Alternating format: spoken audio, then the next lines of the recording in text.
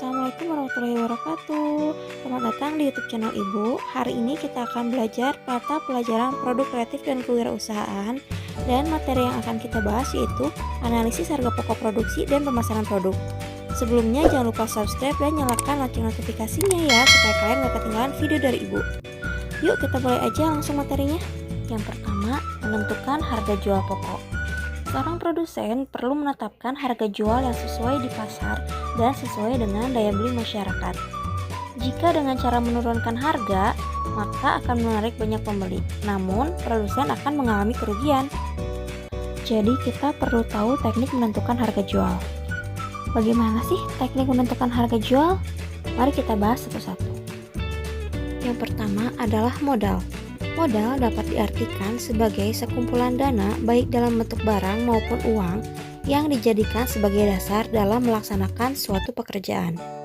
Yang kedua adalah material. Yang dimaksud material adalah bahan baku dan perlengkapan yang mendukung proses produksi.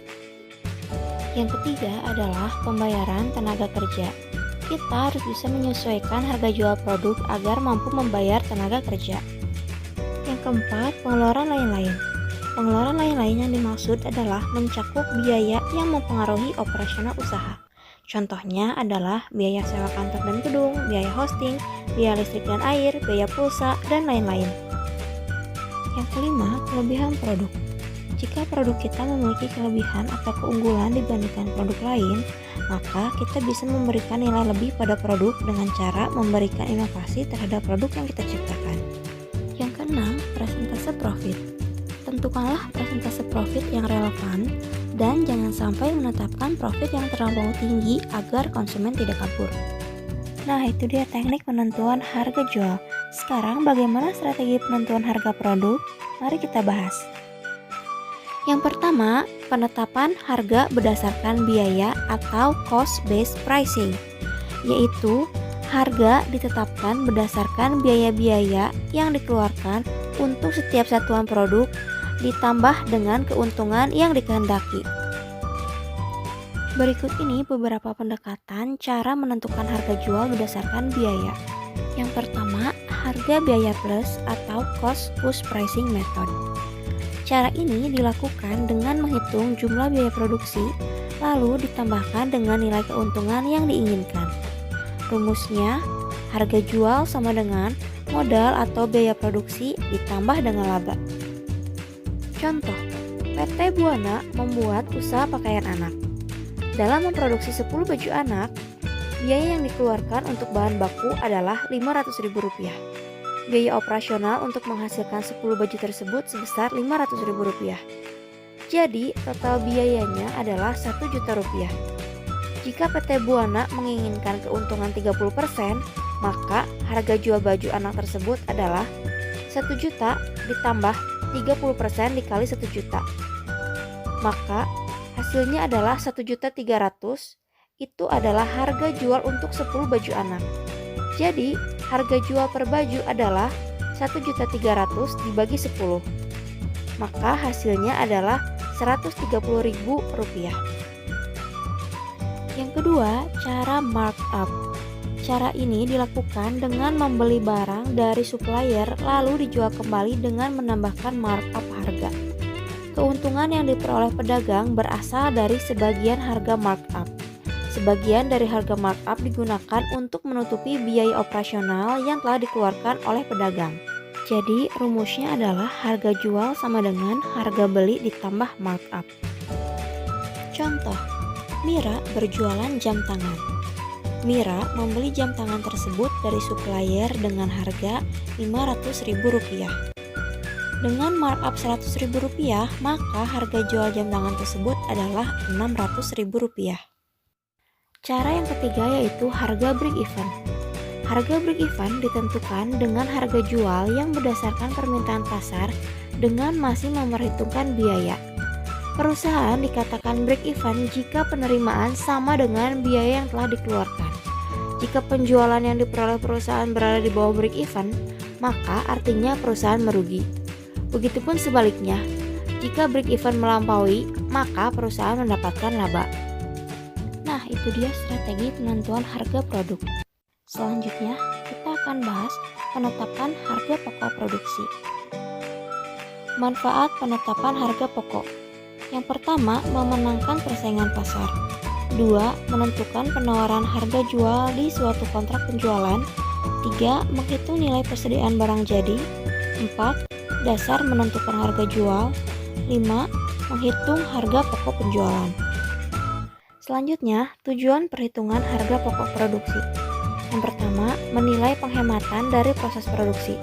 2. Menilai barang yang masih dikerjakan.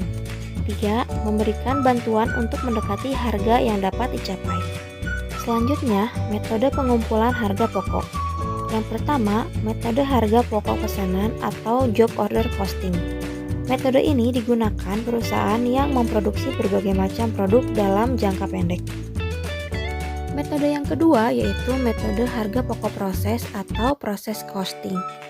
Metode ini digunakan ketika perusahaan memproduksi barang dengan jumlah besar dan dalam jangka panjang.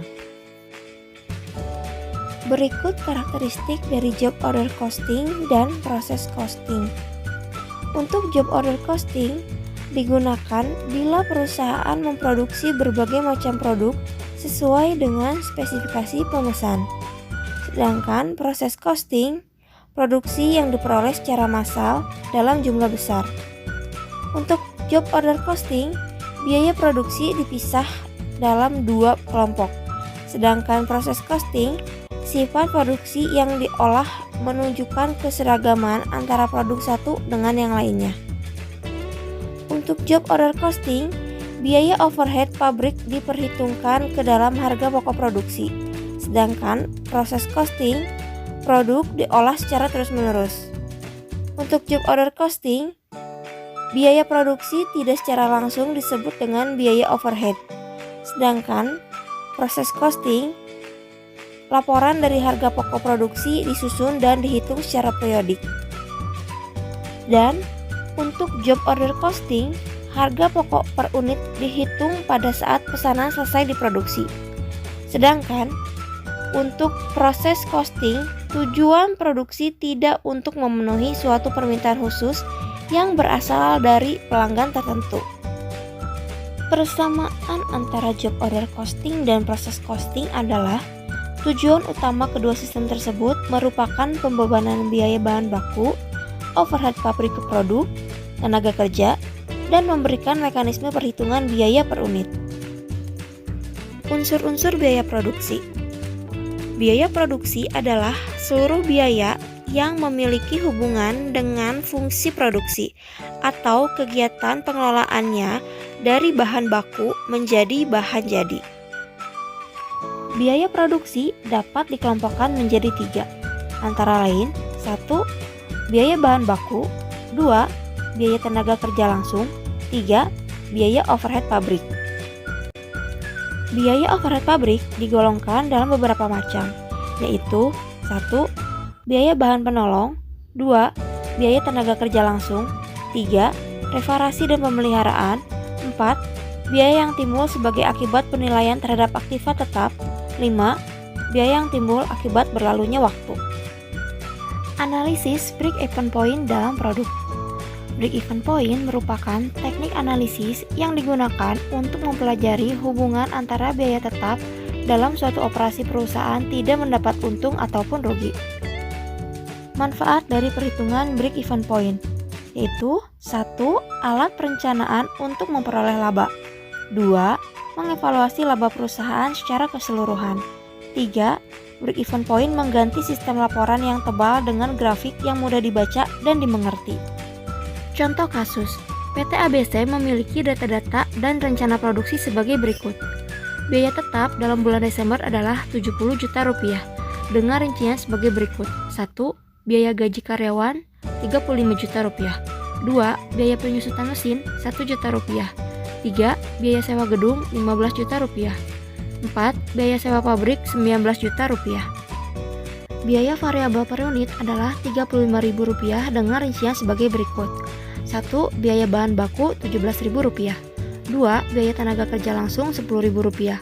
3. Biaya lain-lain Rp7.500. Harga jual per unit adalah Rp55.000.